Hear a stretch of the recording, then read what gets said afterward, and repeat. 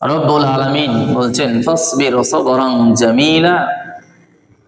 সূরাতুল মাআরিজ ৭৭ নম্বর সূরা ২৯ নম্বর পারা ৭ নম্বর পৃষ্ঠার প্রথম নম্বর লাইনে ৫ নম্বর আয়াত আল্লাহ সুবহানাহু ওয়া তাআলা বলছেন ফাসবির সাবরান জামিলা। কাজে আপনি উত্তম রূপে ধৈর্য ধারণ করুন। কাকে বলছেন? আল্লাহর হাবিবকে বলছেন। আপনি উত্তম রূপে ধৈর্য ধারণ করুন। যখন আপনি ধৈর্য ধারণ করবেন, আল্লাহ তাআলা আপনার পথ চলার পথটাকে সহজ করে দিবেন। অপর আয়াতে রব্বুল আলামিন বলছেন ওয়াত্তাবি' মা ইউহা ইলাইকা ওয়াসবির হাত্তা ইয়াহকুমাল্লাহ। আল্লাহ সুবহানাহু ওয়া তাআলা বলছেন, আর আপনার প্রতি যে ওহী নাজিল করা হয়েছে আপনি তার অনুসরণ করুন, ধৈর্য ধারণ করুন, যতক্ষণ পর্যন্ত আল্লাহ তাআলার কাছ থেকে কোনো ফয়সালা না আসে। ওয়া খায়রুল হাকিমিন, আর তিনি তো সবচেয়ে উত্তম রূপে ফয়সালাকারী। যত বিপদ আসুক না কেন, আমার আপনার বিপদ আসবে, এটা স্বাভাবিক। মানুষকে দুনিয়াতে সৃষ্টি করা হয়েছে, বিপদ আপদ দিয়ে সৃষ্টি করা হয়েছে। মানুষকে দুনিয়াতে সৃষ্টি করা হয়েছে, মানুষ বারবার ভুল করবে, মানুষ বারবার ভুল করবে, আর আল্লাহ সুবহানাহু ওয়া তাআলার কাছে চাইবে, আল্লাহ তাআলার কাছে পানাহ চাইবে, আল্লাহ তাআলার কাছে ক্ষমা চাইবে, আল্লাহ সুবহানাহু ওয়া তাআলা মাফ করবেন। সুবহানাল্লাহ। হাদিস শরীফের ভিতরে এসেছে রাসূল সাল্লাল্লাহু আলাইহি সাল্লাম বলছেন, বনি আদমের ভিতরে তারা ভুল করবে, তারা বারবার ভুল করবে, কিন্তু তাদের ভিতরে সবচেয়ে উত্তম তারা যারা ভুল করার পরে আবার আল্লাহ তাআলার কাছে পানাহ চায়। আজকে আমরা সমাজে দেখে লক্ষ্য করলে দেখা যায়, আমাদের সমাজে এমন কিছু মানুষ আছে যারা খুব শক্তিশালী। রাষ্ট্রের ভিতরে এমন কিছু মানুষ আছে যারা শক্তিশালী বলে দাবি করে থাকে, কিছু ক্ষমতার অহংকার নিয়ে দাবি করে, কিছু নেতাগিরি নিয়ে দাবি করে, অথচ আল্লাহর নবী যারা মুহাম্মদ রাসূলুল্লাহ সাল্লাল্লাহু আলাইহি সাল্লাম বলছেন, আবু হুরায়রা রাদিয়াল্লাহু তাআলা থেকে বর্ণিত, নবী হুরায়রা রাদিয়াল্লাহু তাআলা আনহু قال, হযরত আবু হুরায়রা রাদিয়াল্লাহু তাআলা বলেন, قال রাসূলুল্লাহ সাল্লাল্লাহু আলাইহি ওয়াসাল্লাম, রাসূল সাল্লাল্লাহু আলাইহি সাল্লাম বলেছেন, লাইসা শাদীদু বিসুরআতি ইন্নামা শাদীদুল্লাযী ইয়ামলিকু নাফসাহু ইনদাল গাদাব। রাসূল সাল্লাল্লাহু আলাইহি সাল্লাম বলেছেন, ওই ব্যক্তি কখনো প্রকৃত বীর হতে পারে না যে কুস্তির লড়াইয়ে মানুষকে হারিয়ে দিল, সে কখনো বীর নয়। ওই ব্যক্তি তো প্রকৃত মানে বীর যে ব্যক্তি যখন তার প্রচন্ড ভাবে তার ভিতরে রাগ গোসা তৈরি হয়ে গেছে, রাগে তার ভিতরটা খুবই ফেটে পড়ছে, তারপরও সে আঘাত না করে নিজেকে ধৈর্য ধারণ করে ওই সময় নিজেকে সে নিয়ন্ত্রণ করতে পারে, এটাই হচ্ছে ধৈর্য ধারণ করা। রব্বুল আলামিন বলছেন, ইয়া আইয়ুহাল্লাযীনা আমানুস্তাঈনু বিস-সাবরি ওয়াস-সালাহ। হে ঈমানদারগণ, তোমরা সালাতের মাধ্যমে ধৈর্য ধারণ করো, আমার কাছে সাহায্য চাও। ইন্নাল্লাহা মা'আস-সাবিরিন, নিশ্চয়ই আল্লাহ তাআলা ধৈর্যকারীদের সঙ্গে আছেন। আল্লাহ রাব্বুল আলামিন বলেন, বান্দা, শেষ রাত্রে আল্লাহ তাআলা আসমানে প্রথম আসমানে নেমে আসেন আর ডাক দিতে থাকেন, বান্দা, তোমাকে আমি তো অসুস্থতা দান করেছি, আমি তোমাকে বিপদ দিয়েছি, আমি তোমাকে মুসিবত দিয়েছি, তারপরও কেন তুমি বান্দা ঘুমিয়ে আছো? তোমার বিপদ আছে, তুমি আমার কাছে দাঁড়াও, যাই নামাজে দাঁড়িয়ে 2 রাকাত নামাজ আদায় করে আমার কাছে তুমি ফরিয়াদ করো, আমি আল্লাহ তাআলা তোমার বিপদকে দূর করে দেব। তোমার রিজিকের পেরেশানি আছে, তুমি আমার কাছে চাও, আমি আল্লাহ তাআলা তোমার রিজিকের পেরেশানি দূর করে দেব। তুমি অসুস্থতায় ভুগতেছো, তুমি আমার কাছে চাও, আমি তোমার অসুস্থতা দূর করে তোমাকে শিফা দান করে দেব। কিন্তু আমরা মানুষ ওই সময়তে বিছানায় ঘুমিয়ে থাকি। আল্লাহ তাআলা বলেছেন, ইন্নাল্লাহা মা'আস-সাবিরিন, নিশ্চয় আল্লাহ তাআলা ধৈর্যকারীদের সঙ্গে আছেন। ধৈর্যকারী কারা?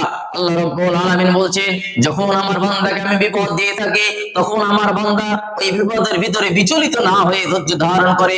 হযরত ইউনূস আলাইহিস সালাতু ওয়াস সালামের দিকে লক্ষ্য করলে দেখা যায়, হযরত ইউনূস আলাইহিস সালাতু ওয়াস সালাম তার সমস্ত শরীরে পচন ধরে গেছে।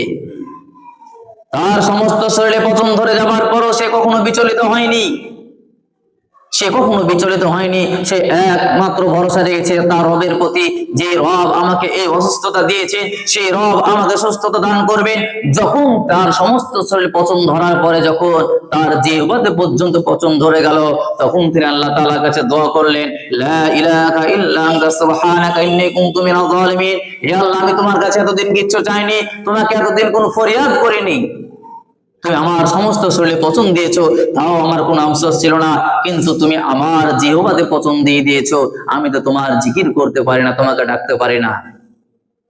তার মানে যতই আপনার বিপদ আসুক না কেন, আপনাকে ধৈর্য ধারণ করে থাকতে হবে। এটাই হচ্ছে প্রকৃত ইমানদার, প্রকৃত মুমিনের পরিচয়। আর যারা ধৈর্য ধারণ করবে, আল্লাহ সুবহানাহু ওয়া তাআলা তাদেরকে সফলতা দান করবেন। কারা ধৈর্য ধারণ করে পৃথিবীতে দেখা যায়, পৃথিবীর দিকে একটু লক্ষ্য করলে দেখা যায় মানুষ সামান্য কিছুতে হতাশাগ্রস্ত হয়ে যায়। দুই বন্ধুর দিকে লক্ষ্য করে আমরা, দুই বন্ধু ছিল এক জায়গায়, তারা সব সময় উঠা বসা করতো, কিন্তু তারা ছিল বেকার, তারা কোনো কাজকর্ম করতো না। হঠাৎ করে তাদের মাথায় একটি বুদ্ধি এলো, ব্রেন, যে আমাদেরকে কিছু করতে হবে, আমরা কতদিন বেকার ভাবে ঘুরে বেড়াবো। তারা দুজন বাসায় গেল।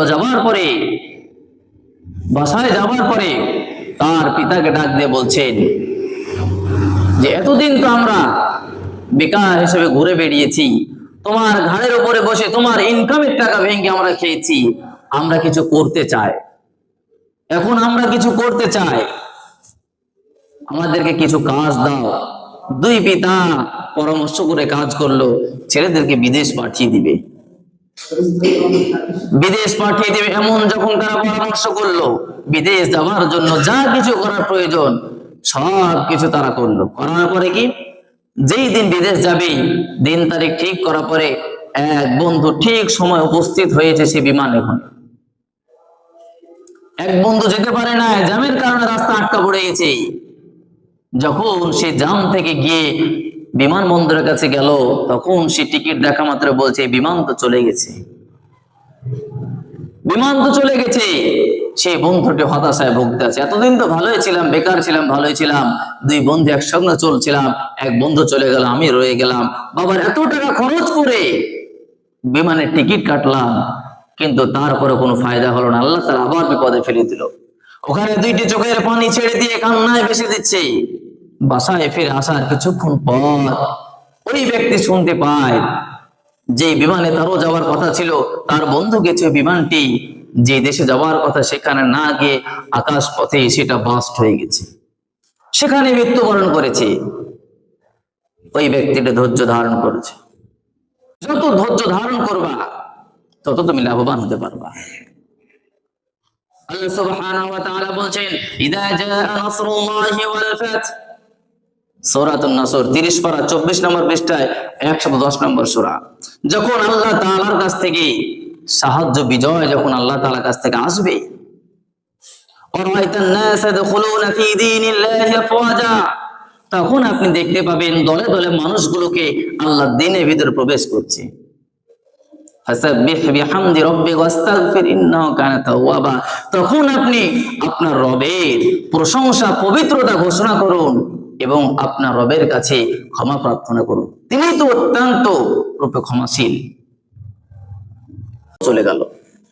এজন্য আল্লাহ তাআলা বলছেন তোমরা ধৈর্য ধারণ করো, ইন্নাল্লাহা মা'আস সাবিরিন, আল্লাহ তাআলা তো ধৈর্যকারীদের সাথে আছে। যারা ধৈর্য ধারণ করে তাদের সঙ্গে আল্লাহ তাআলা আছে, আর যারা ধৈর্য ধারণ করে না তাদের সঙ্গে আল্লাহ তাআলা থাকে না।